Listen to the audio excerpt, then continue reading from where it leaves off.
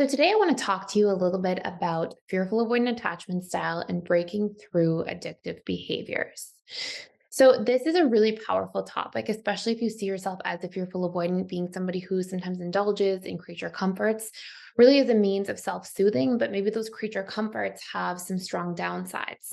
And this can range, from addictive patterns of behavior like just overeating sugar or food to struggling with alcohol, drugs, gambling, pornography, all these sorts of things. So, what I want to really do today is talk about what addictive behaviors are. And I'm not saying full blown addiction, but of course, this sort of exists along a continuum. And I'm going to talk to you a little bit about, what's actually going on with addictive behaviors and how we can recondition our subconscious mind to form a different relationship to these different patterns.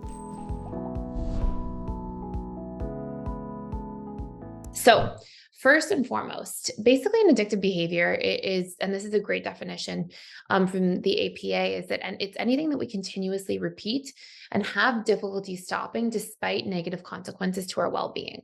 So, for example, maybe in the moment it creates some sort of short term gratification, and yet the long term gratification, it actually ends up being long term detriment. And you could almost imagine that if you put sort of scales out, the short term gratification would have power. But if we actually weighed it against the long-term detriments of the addictive pattern of behavior, the addictive pattern of behavior and the detriments would be much heavier, right? It would be a big imbalance. And these tend to be the different things that happen when it comes to addictions. Now, with fearful avoidant attachment styles, different addictive patterns of behavior can be much more common.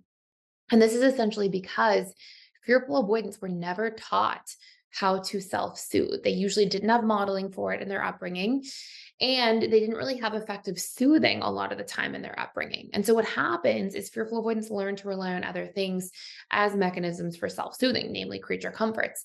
And this can be things like alcohol, drugs, food, codependent relationships, even an unhealthy relationship to anger, where as a mechanism of trying to relieve oneself and soothe oneself through this mechanism, they may express anger in these really unhealthy or intense ways, which can then cause them to feel short term gratification, but really then there's a lot of long term detriments to a relationship at that point.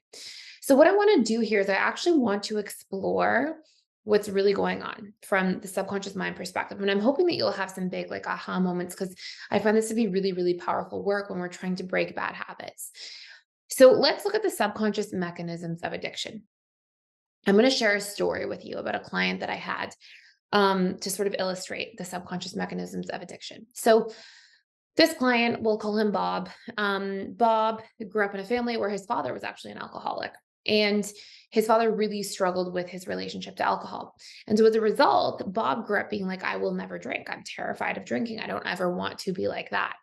So Bob grew up and he was very focused. He was a very like focused, ambitious person, graduated from college, went on to start a business that was very successful, scaled it, did really well, got married at about 25, already had this really successful business, had two children. And at around 28 years old, I think basically probably what started happening to him on some level is that he kind of like checked everything off the list that he thought that he wanted. And he sort of went through almost a bit of an identity crisis because his business was in a good place. He was pushing so hard for so long, came into a place where he didn't really have to work as hard, hired a lot of people, and had this, marriage and children. And he said to himself, you know what, I am going to celebrate. I'm going to celebrate life. I've come a long way. I'm going to, try different things. And he decided, I don't know why I'm afraid of alcohol. I might as well start drinking. Now, one thing that's really important to mention about Bob up until this point is that Bob still had a lot of social anxiety issues. So even though he was really successful, had a good relationship with his wife overall, he had a lot of fear and he had a lot of, it's almost like a lot of his self-confidence was something he sort of put on, but he wasn't really feeling a deep sense of inner confidence. He sort of was always trying to compensate to feel good enough and felt kind of chronically not good enough on the inside. Now, this is all stuff that I'm learning in retrospect. Okay, so Bob, I didn't know Bob during this time of his life. Bob came to me almost 20 years later from this time, but we sort of explored some of this chapter of his life. So Bob decided in his late 20s he was going to start drinking, decide who cares, no big deal. Went to an event that was a networking event. And he, at this networking event specifically, said he decided to try his first drink. And he said a couple drinks in, he felt euphoric. He felt like he just had this experience where like all of these insecurities dropped away. He felt more confident. He connected with people in a different way because he was more vulnerable and open, more present, and he said he knew that first time he drank, he was like, this is going to be something that changes my life. And Bob went on, and for the next 15 or so years, Bob struggled tremendously with alcohol. It was almost like that immediate kind of imprint with alcohol was so powerful in the way it imprinted his mind that began his next 15-20 year struggle. So Bob came to me, he was now in his mid 40s. And he had gone on this, sort of huge, almost 15-year kind of bender with his relationship to alcohol. And he had gotten multiple DUIs, lost a ton of money, lost the success of his business, separated from his wife, and even lost custody of his two kids. And he came to me and he said, like, I am chronically struggling. I've tried so many different things. And no matter what happens, no matter how much loss there is, I keep repeating the same patterns. What's going on? Now, Bob was a fearful avoidant attachment style, and Bob had a lot of trauma with his father, who was the alcoholic. And the interesting part, as we started to look at his first relationship to alcohol, is that we are always getting programmed. Okay. So this is where I want to like break down the mechanics here because it's really interesting. So we're always getting programmed, and we can get programmed in extremely positive ways or extremely negative ways based on just a couple of specific associations. So what do I mean by this? Well, if you are in a position where, let's say, God forbid, let's say we'll use a different example. Let's say a person, whoever it might be, they get into a car accident, God forbid, but they, prior to that experience felt really safe getting into a car, had no issues. The day after the accident, they try to get into their car the next day and their hands shake, right? They had so much negative emotion in that one instantaneous experience. It created a set of automatic imprints. And this means the subconscious was, imprinted by this painful event enough that we actually have this visceral response, right? So our subconscious is programmed through repetition and emotion. But if we have a tremendous amount of emotion in one time, it can create these immediate imprints. Well, the same thing happens with our creature comforts, with alcohol in Bob's case, where he had such positive emotional imprints in this one specific instance that after that he had this huge imbalance. He saw alcohol as being such, a significantly more positive thing than negative thing, according to his programmed emotional associations. Now, here's another part of it.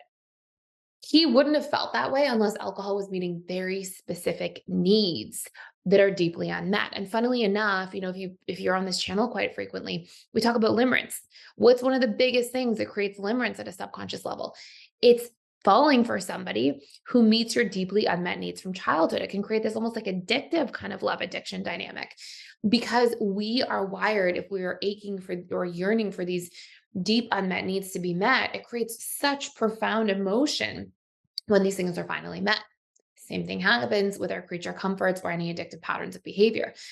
For him, when we talked about the alcohol and his first time drinking, he said, well, I felt seen by other people. I felt like I was truly connected because I opened myself up. I had different types of conversations when I was drinking that I didn't feel safe having or comfortable having before. So he felt seen, he felt heard, he felt connected, he felt confident. All of these deeply unmet needs were met. And so as a result of that, now the brain has its programming. Now, here's the really interesting thing. Our program is our programming, our subconscious mind is also an association making machine. What I mean by this is that if Bob then the next day gets a hangover, he's not associating it with the alcohol. He's drinking the alcohol, having a great time. So his subconscious is wiring those things together. It's associating them.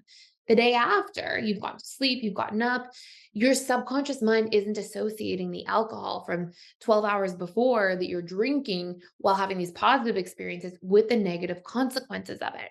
And this is part of what you'll see with a lot of different addictive behaviors is that people, they have this experience where they associate things in the moment. And because the time horizon for the hangover is much later on, we're less likely to associate all these negative feelings. So our programming still stands with alcohol being exclusively positive. Once we have programming around things, we have this mechanism in our brain called the reticular activating system that filters information out. So, Bob going through the DUIs over the years, going through all these different things, what ends up happening for Bob is that his programming's still the same about alcohol. He doesn't, all these consequences, these painful consequences happen after the fact, the next day, later on, after he stopped drinking and driving home, so his subconscious mind isn't programming these negative associations. So what we have to be able to do is realize things that are driving addictive patterns of behavior fall into two major categories. Category one is an imbalance of positive versus negative emotional associations, meaning we have way more positive feelings about the bad habit than we do negative, even though there can actually be way more negative consequences later on. Thing number two, the thing that we are using as the addictive, pattern or behavior is something that gives us needs that we feel are deeply, deeply unmet. Let me give you another example here, just to be clear. Let's look at another fearful avoidant example. Fearful avoidance can really struggle with anger. Okay, so in the moment, anger may feel, expressing anger, saying, how you feel and getting rid of it may feel like this immediate relief. So you get this immediate sort of programmed association of relief, but anger and the expression of it in unhealthy ways, unfortunately, meets deeply unmet needs. I have never seen somebody struggle with chronic anger that didn't also struggle with feeling unseen, unheard, powerless, and boundaryless. And so in the moment we express anger in a negative way, what ends up happening is in that moment, we get multiple needs met. Anger you use to create a boundary because you create space and distance. If you raise your arms or, yell with make your voice louder, you get seen and heard because usually in anger, you finally say it how it is and say the truth. And we use anger as a subconscious strategy to take our power back. So, what we have to see is that when somebody says, oh, I don't want to get angry, I don't want to raise my voice anymore. Why do I keep struggling with this? I don't want to use alcohol. I don't want to use whatever the negative or addictive pattern is. What we have to recognize is that we will continue that pattern until we reprogram the subconscious emotional associations, number one. And number two, until we get ourselves into a position where we learn to meet proactively these deeply unmet needs. So in Bob's case, this would be he had to learn to be vulnerable, reprogram his relationship to vulnerability, allow himself to be seen, be heard, feel connected, share himself with other people without feeling afraid, learn to deeply bond, create connections with more people, feel more attuned. And then he had to actually look at so that gets the unmet needs met that alcohol was meeting. That I hope that part makes sense. That's kind of part one. Part two is we have to reprogram our balance of emotional associations. So we actually have to think about alcohol and we have to write out all of the costs, all of the downsides of alcohol specifically, because what we're doing is we're associating in that moment those two things. And so it would be, what are all of the costs of drinking to my life, to my family, to my relationships, to my career, to money, to my self-esteem, to all these different things, and look at the cost. What are the benefits of creating new habits, new patterns? And then we have to rinse and repeat the cost benefit tool there for about 21 days to actually see that like positive momentum while working on doing exposure work on meeting these unmet needs that we were using the addictive habit as a crutch for. And same thing with anger, right? Somebody, if they're struggling with anger, we don't count to 10. Like, there's all these like funny anger management tools out there that are like, just repress the symptoms. It's like if somebody's struggling with anger, there's deeper roots, right? So we have to actually do a deep dive into, okay, well, what needs does it meet to express anger in unhealthy ways? If your subconscious keeps repeating it, it's because it's meeting needs. It's happening for a reason at a subconscious level. Yes, our conscious mind can look at it and say, this is unproductive, this is unhealthy. We can consciously understand, but if you're repeating it, it's because your subconscious is still getting something out of it. And so in that case specifically, we have to be able to break this stuff down. So, in that case, I have to get seen and heard in healthier ways through being more vulnerable, through being more honest, through communicating more openly and transparently. I have to take my power back by actually learning to feel empowered in a healthy way on my own by backing myself, by setting my boundaries ahead of time and communicating about those boundaries and seeing them through, maybe practicing assertiveness tools in healthy ways. And then I have to actually say, okay, what are the costs of anger? Write them all out over and over and over again, leverage that. What are the benefits of breaking free from anger and communicating in healthier forms? And then I'm rebalancing those positive versus negative emotional associations. So, for a fearful avoidant in here, if you're struggling with a bad habit, something you're struggling to break, please use these tools. Check in with this. Like, this can really go a long way. And if you want to do a much deeper dive into all of this as a whole, I have a whole course on this. And it's really about breaking bad habits for all attachment styles, negative habits, painful habits, anything like that. And it is called the Breaking Addictive Habits course. It doesn't necessarily mean addiction, but it can mean all the different habits that are related to addiction. This is the actual programming of the subconscious mind and how these things work. So I'll put the link to that down below for free for 14 days, just for a limited time. You can check that all out. And if you have any other questions about this, please let me know in the comments below. If you want to see more content about this and more about how the subconscious mind works, please hit the like button. And if you want to just see lots of attachment style content, please subscribe to the YouTube channel because it's all here. There's so much attachment style stuff on here as a whole. And yeah, thank you for watching. Thank you for stopping by. And I can't wait to see you in future videos.